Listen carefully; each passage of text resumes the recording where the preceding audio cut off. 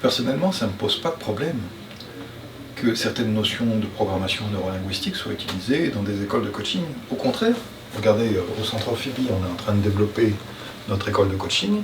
Évidemment, la notion des niveaux logiques de Robert Dills fera partie du programme. Parce qu'il ne faut pas confondre la programmation neurolinguistique dans sa définition et les outils qui en découlent. Souvenez-vous, lorsqu'on avait fait les définitions de la programmation neurolinguistique au tout début du parcours, il y avait notamment celle de John Grinder. John Grinder, il définit la programmation neurolinguistique comme une attitude méthodologique dont découlent des outils. Alors un exemple très précis, c'est justement les niveaux logiques de Robert Dills. Lorsque vous faites un protocole d'alignement sur les niveaux logiques, lorsque vous utilisez les niveaux logiques pour fine-tuner une demande ou un objectif, est-ce que vous faites de la PNL? La réponse que je vous propose, selon mes filtres, selon ma carte du monde, c'est de dire non, parce que la programmation neurolinguistique, c'est ce qu'a fait Robert Dills lorsqu'il a étudié Gregory Bateson, qu'il a compris, l'anthropologue, lorsqu'il a compris les types logiques, et qu'il en a déduit des niveaux logiques et leur utilisation. Leur utilisation au quotidien, c'est un outil qui découle de la PNL. Ce n'est pas de la PNL pour moi.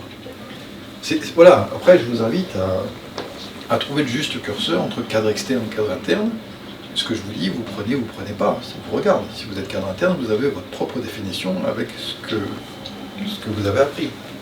Mais je repense à un autre exemple. Puisqu'on parle de croyance, moi j'ai ma croyance selon laquelle il y en a un qui est vraiment limpide dans toutes les notions de PNL, c'est Alain Thierry.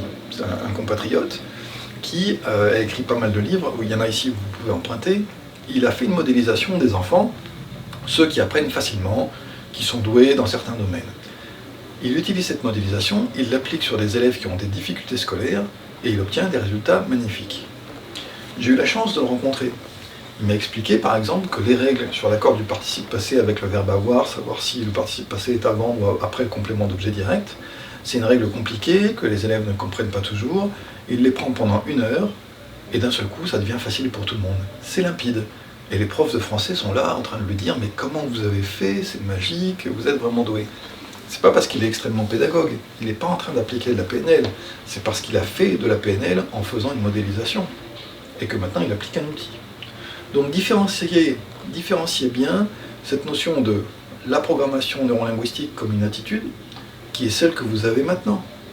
Certains d'entre vous sont en métaposition, en train de se dire quelle est la posture que je dois adopter pour acquérir au mieux ce savoir, ce savoir-faire, ce savoir-être. Certains se disent, tiens, si j'étais à la place du prof, je dirais plutôt ceci, cela. Très bien, c'est une attitude méthodologique. Vous êtes en train de faire de la programmation neurolinguistique en faisant ça. Donc Alain Thierry, c'est un exemple différencié entre, je résume, il y a la PNL, il y a des outils qui en découlent, il faut bien séparer les deux. Deuxième chose sur laquelle il ne faut pas non plus se faire piéger lorsqu'on parle de programmation neurolinguistique et de sa définition, c'est qu'on a envie de répondre à la question à quoi ça sert. Mais du coup, c'est plus la définition. La définition, c'est pas à quoi ça sert, c'est qu'est-ce que c'est.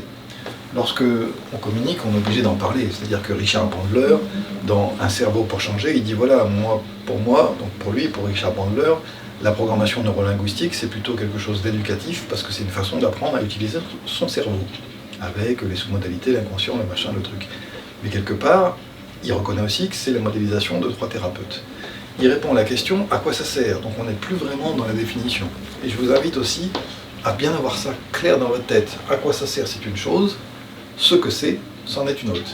Et ce que c'est, après, moi je vous donne ma propre définition, que j'ai volée à John Grinder, c'est une attitude méthodologique. Je vous invite à trouver le curseur entre cadre interne et cadre externe, à trouver votre propre définition, à relire Anne Linden, à relire Un cerveau pour changer de Richard Bandler, et d'arriver à votre propre définition. Par contre, n'allez pas me dire « Ah ouais, mais la PNL, ils l'ont volée et ils l'utilisent en coaching ». C'est pas vraiment ça. Ce qui se passe, c'est que la PNL, c'est quelque chose dont des outils sont dérivés et donc ils sont utilisés partout, et c'est normal, et c'est tant mieux. Et inversement, la programmation neurolinguistique elle-même, elle est empirique. Ne croyez pas que Milton Erickson, il a fait l'hypnose et il s'est dit tiens, ça c'est de la PNL. Ça n'existait pas la PNL. L'hypnose existait bien avant la PNL. La PNL elle-même est à la base une modélisation, donc empirique, donc de choses qui existent. Oui, alors du coup, tout est PNL et rien n'est PNL. On est un petit peu perdu. Tant mieux. Tant mieux, parce qu'un des présupposés de la PNL, n'est-ce pas que la confusion est la porte d'entrée des perceptions et des apprentissages. Voilà.